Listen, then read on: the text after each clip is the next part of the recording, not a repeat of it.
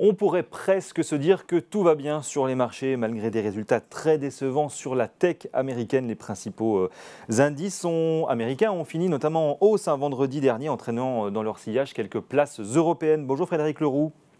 Bonjour, bonjour. Membre du comité d'investissement stratégique de Carmignac. Alors je le donne dans le désordre, mes meilleurs mois du Dow Jones depuis 1976. Le S&P 500 à deux doigts de sa moyenne de 100 jours. Idem à Paris, le CAC qui a pris 4% je crois, sur une semaine. Même résultat du côté du Stoxx 600. Qu'est-ce qui, Frédéric, ont motivé depuis quelques jours, notamment la semaine dernière, ces embellis?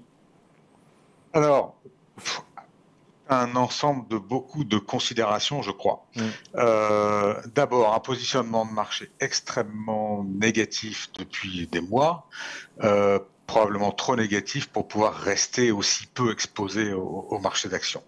Deuxièmement, le sentiment de plus en plus construit que les marchés, l'économie américaine notamment, approchent un pic d'inflation important. Donc, qui dit pic d'inflation dit cette inflation va baisser et les banques centrales vont devoir s'ajuster.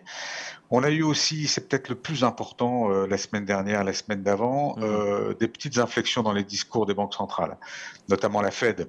Dès l'instant où les taux à 10 ans commençaient à s'envoler au-dessus de 4,30, on a eu à ce moment-là la sortie de l'article du Wall Street Journal exprimant un petit peu de réserve de la part de la Banque centrale américaine sur le rythme Oui. de la poursuite de son resserrement monétaire. Ça a été un facteur majeur qui a fait retomber les taux d'intérêt de façon très sensible.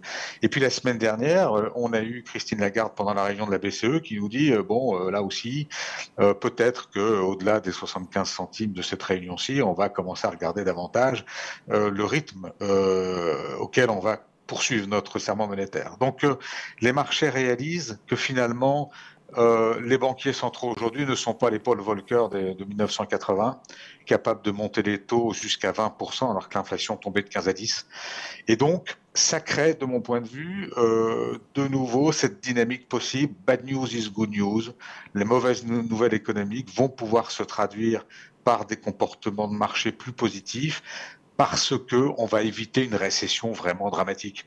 Les banques centrales n'ont pas envie de tout casser. Et on y reviendra justement sur ce sujet des banques centrales, parce qu'effectivement, dans ce contexte d'actualité, c'est le sujet clé. En un mot, d'abord, comment est-ce que vous regardez aujourd'hui cette embellie, ce rebond? Est-ce qu'on est là sur un rebond qui est purement technique, ou est-ce que c'est finalement aussi un début d'inversement d'une tendance qui sera peut-être un peu plus durable? Alors, lorsqu'on regarde les mouvements de marché depuis quelques jours, voire depuis quelques semaines, pour ceux qui sont le plus en avance dans ce rebond, on s'aperçoit que c'est autre chose qu'un simple short covering rally, comme on dit, où vraiment les positions short sont mises à mal et doivent se racheter en 2 ou 3 jours à n'importe quel prix. C'est plus construit. Il y a de la hausse avec des retracements, des nouvelles mauvaises qui arrivent, mais qui n'empêchent pas finalement le rebond de se poursuivre. Et on n'est pas loin de la fin de l'année, donc on n'est pas loin du moment où on est en droit d'anticiper ce rallye de fin d'année. Je pense que ça ressemble à ça. Un rallye de fin d'année a d'habitude d'ailleurs vocation à durer dans le premier trimestre de Oui, l'année suivante. l'année Donc je suivante. pense qu'on a démarré ce mouvement-là. Le marché est capable de faire ça face à un grand faisceau de mauvaises nouvelles.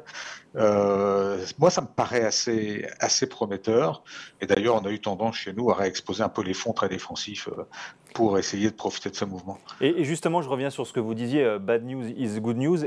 Quand on voit les résultats, alors pour le coup catastrophiques, des valeurs tech américaines la semaine dernière, qui ont toutes publié les unes après les autres des très mauvaises nouvelles, ça s'est naturellement traduit sur les marchés, avec des marchés qui malgré tout en fin de semaine restent haussiers. Est-ce qu'il n'y a quand même pas là finalement une sorte de paradoxe?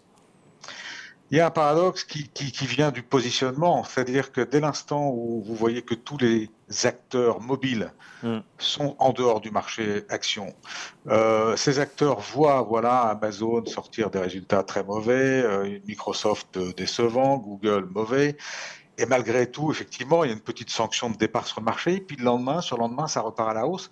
Quand vous êtes en position très vendeuse, très peu exposé au marché, et que vous voyez cette réaction des marchés à des chiffres mauvais, vous dites, oulala, je suis en train de rater quelque chose, notamment la fin de l'année arrive, ou ne prenons pas le risque de bousiller toute cette année avec les 2 derniers mois où on serait trop méfiant et trop Oui. défensif. Donc, c'est ça, cette mécanique. Forcément, c'est un paradoxe.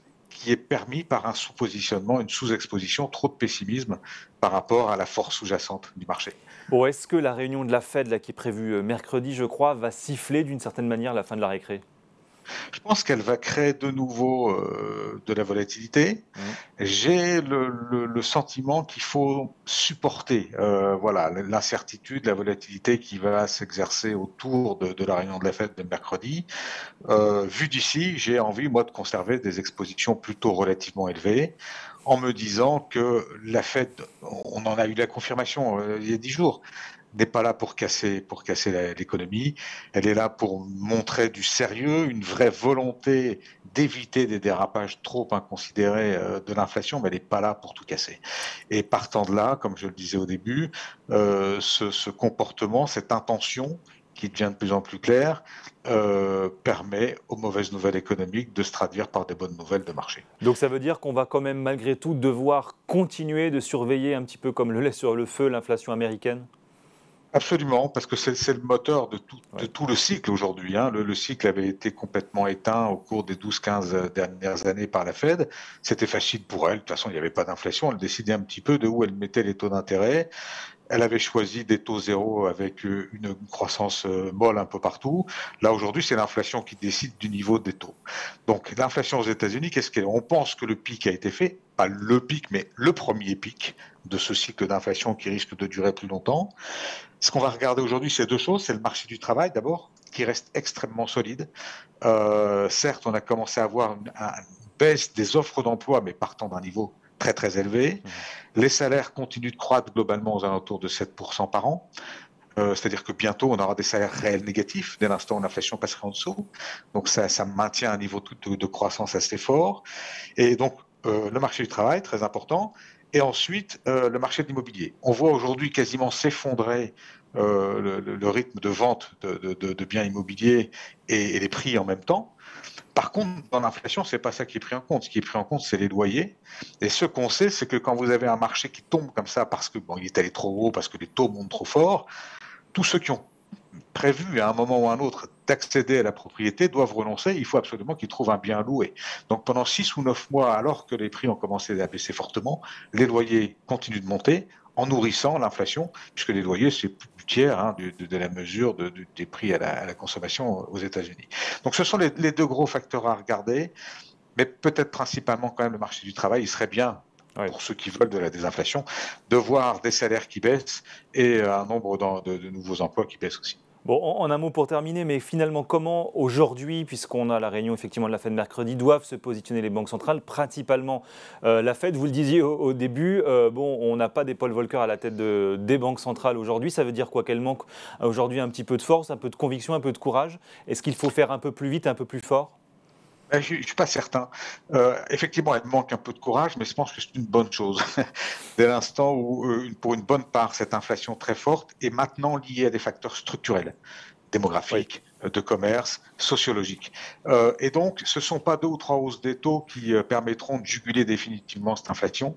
Il faut tenir compte du fait qu'il y a une inflation naturelle qui va être plus élevée que ce qu'on a connu au cours des 15 ou 20 dernières années.